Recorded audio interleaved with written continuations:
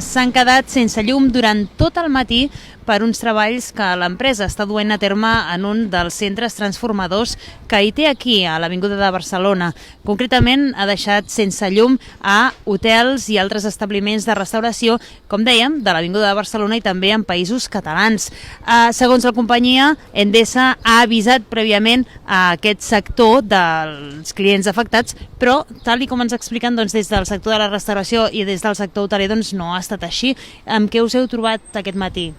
Bueno, esta mañana a las 8:30 nos quedamos sin luz y a partir de ahí, pues perdiendo clientela, porque no hay cafetera, no hay nada, todo lo que tenemos cocinado, preparado por guardar, no podemos meter en las neveras, el género que han traído no lo podemos guardar en su sitio porque se está ablandando todo. Tengo un congelador lleno que ya a esta hora ya está todo blando, lo que es bollería cruda, croissants, panes. No puedo hacer pan, toda la clientela que entró, al menos para hacer un bocadillo a la plancha, porque con el gas sí que tengo, no puedo porque ya no tengo pan. O sea, todo perdidas toda la mañana. Yo llego a saber esto, cierro el negocio, doy fiesta al personal. Tengo 7 personas aseguradas, que esto no es broma, esto no se puede hacer así.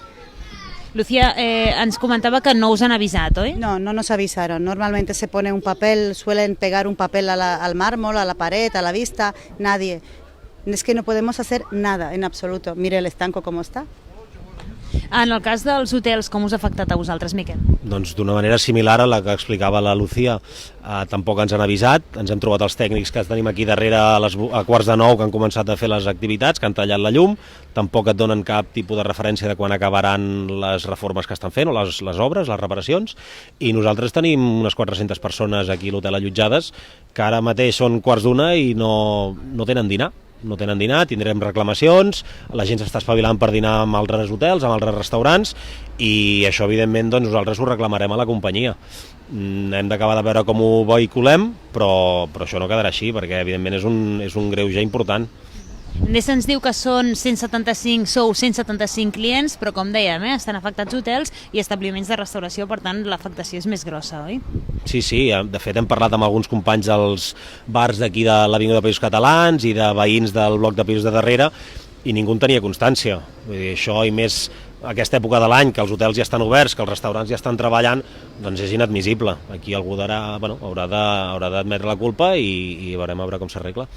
Precisament, no sé si teniu previst unir-vos totes les persones afectades, tots els clients afectats, doncs per fer algun tipus d'actuació conjunta. Es lo que tendremos que hacer. Luego hablaremos más tarde con Miguel, no queda otra, es que esto no puede pasar.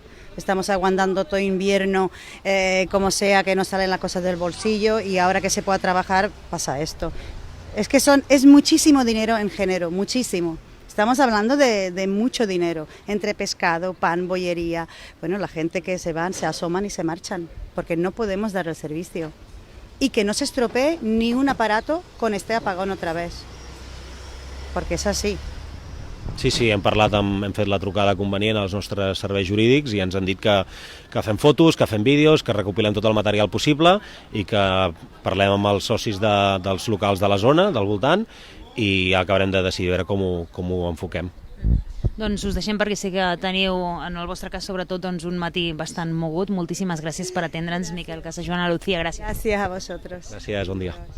Doncs aquest era el testimoni de Miquel Casajoana, hoteler de Malgrat de Mar, i de la Lucía, que és regenta un dels restaurants d'aquí, de l'Avinguda de Països Catalans, Avinguda de Barcelona, on uns treballs que Endesa du a terme en un dels centres transformadors, uns treballs de reparació i millora, han comportat que diverses persones, 175 clients d'aquest sector, es quedessin sense llum durant tot el matí i, de fet, a hores d'ara encara no ha tornat.